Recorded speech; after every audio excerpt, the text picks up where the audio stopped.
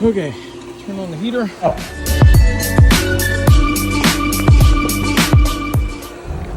Here we go again. We've got another heater. When you turn the heater on, it comes on. It runs for just a few minutes. And then very quickly, within just a few seconds, you hear it clicking down here. Everything's shaking.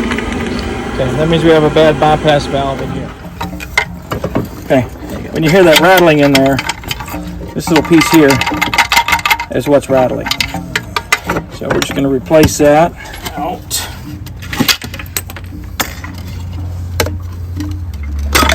There we go. Okay, and the new one will drop right in. You get a rag. There's a little slot it fits in. Okay, and this is your thermostat spring. It was this. Actually, this. Now, since we've got it apart, we're going to go and replace that too. Only people that are going to watch this video are the ones that want to make the repair, and they don't need to see you taking screws out. They can figure that part out. Hey guys, thanks for watching. We appreciate you.